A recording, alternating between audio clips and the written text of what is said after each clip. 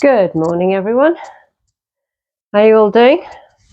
Sitting in my pyramid this morning, which I've got it up in my corner of my bedroom, just so I don't have to keep moving it downstairs. And I'm working in my shed at the moment, so this is like a really good place for it. And it helps me, I feel it helps me sleep better. The energy in my room is really lovely at the moment. It's been in here for a couple of months now, but it's great. So today I thought I would share my experience of yesterday, which was a little bit weird. It was the full moon, as you know. We're now in the Lionsgate energy. And eclipse season coming up, and that's kind of affecting everything as well. And the energy of yesterday, the 29th of July, was particularly potent, so much so I'd made a note of it in my diary. And what happened was about 9 o'clock this morning, yesterday morning, I got a ping on my phone, diary reminders, do not travel, it said. And I thought, what's that all about then? Don't travel. And then I remembered that, I had been thinking about going down to Essex this week, and I'd heard something on an astrology reading. I can't remember who it was. And they pinpointed the 29th as being a kind of a day for things, maybe a little bit of chaos to happen. And it was probably best not to travel on that day. So I'd made, at the time I thought, okay, well, I'll take a note of that and I'll put it in my diary, but didn't think anything more of it. And I thought, oh, okay, well, I'm not driving, doing any motorway driving today. I just didn't think anything more of it. But I decided I was going to go and see Mum.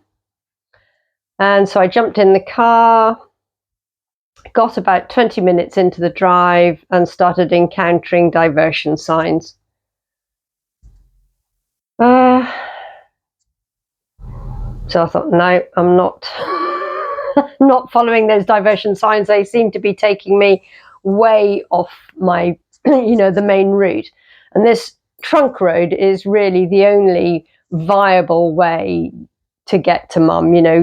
Veering off down any side roads is just going to take you into Indian country, and I wasn't prepared to do that. So I thought, I'm just going to ignore these road closure signs and carry on, as everybody else seemed to be going that way, and there was a flow of two-way traffic. And further down the road, I kept seeing signs saying road closed ahead, road closed ahead. And then it got to the point where it said, 9 miles, road closed ahead, 5 miles, road closed ahead, and the traffic was getting thinner and thinner. And I thought, oh, God, okay. So, I feel as if I need to get off this road, then I'm not going to be able to get through.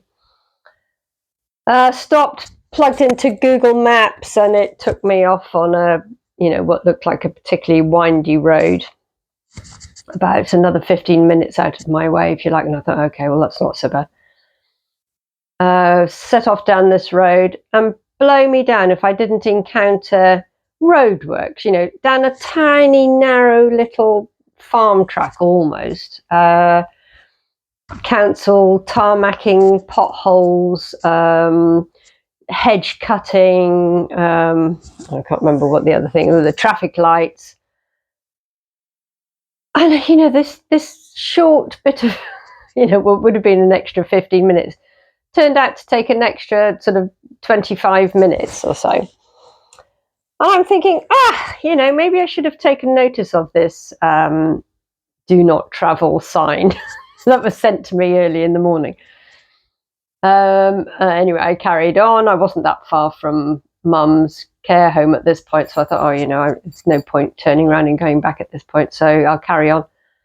Went round a really sharp bend, and this woman in a four-wheel drive Chelsea tractor completely on the wrong side of the road, coming round a really sharp corner, made me swerve, nearly ended up in the hedge. I mean, it didn't do any damage, but she shot past me with no no room to move. And if I hadn't been going really, really slowly, I was going slowly because it was a really narrow little lane. I didn't know the roads. I wasn't quite sure the lay of the land. So I was, probably only doing about 25 miles an hour, if that, which allowed me time to get out of her way, really. So I thought, oh, okay, that's another thing then. Don't travel today. Got to Mum's, and she was fast asleep. She was up and dressed, but sitting in her chair, fast asleep, and I couldn't wake her. I could not wake her. She would open one eye and say, and then go back to sleep again. Anyway, she hadn't been well. She's been on antibiotics. She's got had a chest infection, and it all takes it out of her. So I understand that she wasn't feeling her best. But I sat with her for about 3/4 of an hour with absolutely no response, and thought, okay, well, I might as well go home. They have, quite strict visiting times. You're not allowed to be there over lunch times or, meal times, which is understandable. And it was coming up to the 12 o'clock mark where I'd had to leave anyway. So I thought, oh, well, I might as well go home. Sorry not to have made contact with her really today. So that was I kind of felt that was a bit of a wasted journey, and got back in the car, had a look at Google Maps to see if the roadworks are still there, and it just said roadworks. It didn't say road closed or anything. But as I drove along, I was encountering road closure signs all the way, diversion coming up. And I thought, oh, I'm not doing it. I'm not doing that again. And there was a big lorry in front of me, and I thought, well, he's not going to get down those really narrow little roads anyway, it'd just be a nightmare. So I thought, I'll just stick behind this lorry and see where he goes, what happens. So anyway, he carries on. We came across some traffic lights on this main road, went through the traffic lights, came across 3 more sets of traffic lights with men working on the side of the road, but the road was still open, it wasn't closed. And there was 2-way traffic, albeit not very much. And we went through this, and about 5 miles down the road, all the roadwork stopped, the road closure signs stopped, and we were free to go ahead. And I thought, what was that all about? All this, I could have, in the beginning, going to Mum, I could have gone down that road without all that drama going off around the edges. And I thought, this is where I should have listened to my original warning, if you like. Obviously this astrological reading had resonated with me enough for me to write it down in my diary, or to put it into my phone calendar is what I mean. And the fact that it popped up yesterday morning meant that I should have said, oh, okay, well, that obviously meant something to me at the time. I won't go anywhere today, or I won't go very far. And it was a kind of a really big reminder just to take note of our intuition and not to allow our ego mind to override it, if you like, not to say, I'm not doing any motorway driving, so it doesn't matter, I'll just ignore that. Do not travel today. Anyway, it was a big lesson for me. I just thought I'd share it, as a way of illustrating that we need to take note of whatever comes up for us, and just, if we leave ourselves messages around the place, although we might not remember exactly what they were for, to just take note. So we're coming into this big, really big energy now. The sun is shooting off huge solar flares.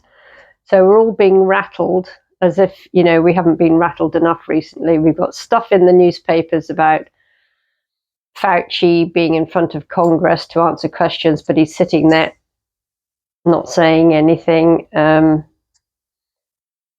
it's just like everything is coming to a head. In the UK, we've got this new Prime Minister who's rattling everybody's cage, whether it's about introducing new ridiculous taxes, climate change, saying things like, oh, people who've got, what do you call those, heat exchange pumps, we can switch those off in the winter if we think you're using too much.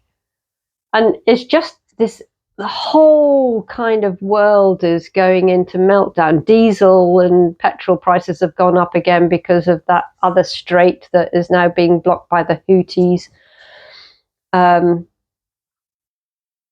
Everything is in,